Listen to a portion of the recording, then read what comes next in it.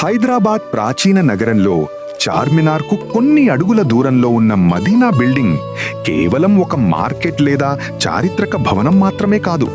ఇది ఒక ప్రత్యేకమైన ఫలాహీ సంక్షేమ కార్యక్రమానికి ప్రతీక. ఈ భవనం నిర్మాణం 1930 మరియు 1931 మధ్యకాలంలో 7వ నిజాం మీర్ ఉస్మాన్ అలీ ఖాన్ పాలనలో పూర్తయింది. ఈ ప్రాజెక్టుకు ప్రముఖ వ్యాపారి, దాతృత్వ స్వభావం కలిగిన వ్యక్తి ఖాన్ బహదూర్ అహ్మద్ అలావుద్దీన్ మరియు ఆయన కుటుంబం సహకారం అందించారు. అయితే ఈ భవనం ద్వారా వచ్చే ఆదాయాన్ని ఒక వక్ఫ్గా ప్రత్యేకంగా కేటాయించారు.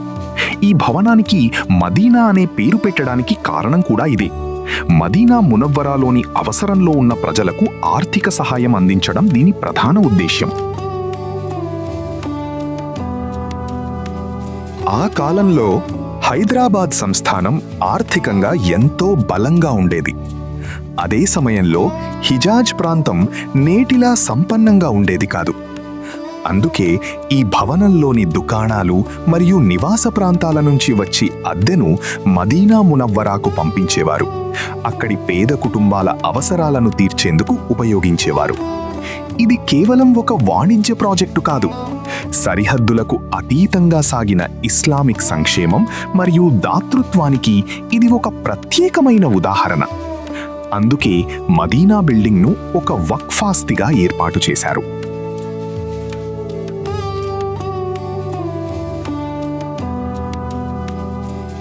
ఈ భవనానికి మరో ముఖ్యమైన ఉద్దేశం హజ్ యాత్రతో కూడా ముడిపడి ఉంది. చారిత్రక ఆధారాల ప్రకారం హజ్ యాత్రికులకు మరియు హరమైన్ షరీఫైన్కు సంబంధించిన సంక్షేమ కార్యక్రమాలకు సహాయపడే సేవల కోసం కూడా ఈ వక్ఫ్ను ఉపయోగించేవారు. అందువల్ల కొన్ని చారిత్రక ఆధారాల్లో దీనిని హజ్ యాత్రికుల సేవ కోసం ఏర్పాటు చేసిన వక్ఫ్గా కూడా పేర్కొన్నారు. అయితే ఒక విషయం స్పష్టంగా గుర్తుంచుకోవాలి. ఈ భవనం స్వయంగా హజ్ యాత్రికుల నివాసం కాదు. దీని ద్వారా వచ్చే ఆదాయాన్ని హజ్ మరియు మదీనాకు సంబంధించిన దాతృత్వ కార్యక్రమాల కోసం ఉపయోగించేవారు. కాలం గడిచే కొద్దీ మదీనా బిల్డింగ్ హైదరాబాద్లోని అతిపెద్ద వాణిజ్య కేంద్రాలలో ఒకటిగా మారింది. ఇక్కడ సుమారు 200 దుకాణాలు మరియు 100కు పైగా నివాస ఫ్లాట్లు ఏర్పాటు చేశారు. తరువాతి సంవత్సరాల్లో ఈ మొత్తం కాంప్లెక్స్తో పాటు అనుబంధ ఆస్తుల్లో వందలాది వ్యాపార సంస్థలు ఏర్పడ్డాయి. మదీనా మార్కెట్ త్వరలోనే బట్టలు, చీరలు, వివాహ దుస్తులు మరియు సాంప్రదాయ వస్త్రాల అతిపెద్ద మార్కెట్లలో ఒకటిగా మారింది.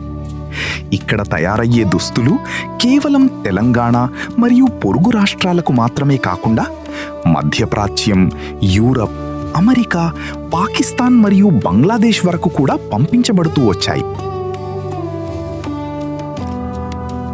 రంజాన్ మాసంలో ఇక్కడి దృశ్యం పూర్తిగా మారిపోతుంది. పగలు అయినా రాత్రి అయినా కొనుగోలుదారుల రద్దీ ఎంతగా ఉంటుందంటే నడవడానికి కూడా స్థలం దొరకడం కష్టమవుతుంది. ఇదే భవనంలో 1947లో మదీనా హోటల్ ప్రారంభమైంది.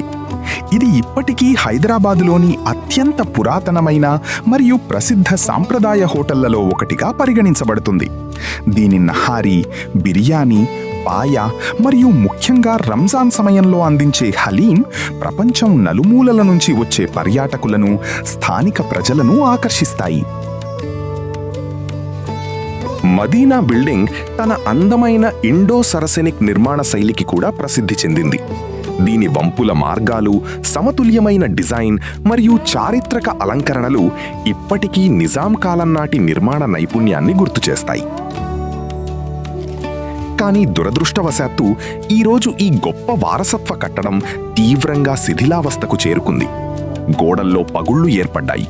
వర్షపు నీరు దుకాణాల్లోకి ప్రవేశిస్తోంది. పైకప్పుల నుంచి నీరు కారుతోంది. అనేక ప్రాంతాల్లో గోడల మధ్యలోనే స్వయంగా పెరిగిన మొక్కలు కనిపిస్తున్నాయి. దుకాణదారుల ప్రకారం ప్రతి వర్షాకాలంలో లక్షల రూపాయల విలువైన వస్త్రాలు పాడైపోతున్నాయి.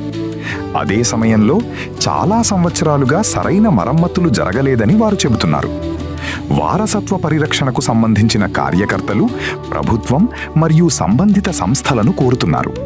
ఈ చారిత్రక భవనానికి తక్షణమే శాస్త్రీయ పద్ధతుల్లో మరమ్మతులు చేసి సంరక్షణ చర్యలు చేపట్టాలని వారు డిమాండ్ చేస్తున్నారు. తద్వారా హైదరాబాదుకు చెందిన ఈ అమూల్యమైన గుర్తింపు రాబోయే తరాలకు కూడా సురక్షితంగా నిలిచేలా చూడాలని కోరుతున్నారు. ఇది హైదరాబాద్ దాతృత్వం, వక్ఫు వ్యవస్థ, వాణిజ్యం మరియు నిర్మాణ వారసత్వాన్ని ఒకే చోట కలిపే ఒక చారిత్రక గుర్తు. ఒకప్పుడు మదీనా మునవ్వరాలోని అవసరంలో ఉన్న ప్రజలకు అండగా నిలిచిన ఈ భవనం ఈరోజు తానే సంరక్షణ కోసం ఎదురు చూస్తోంది.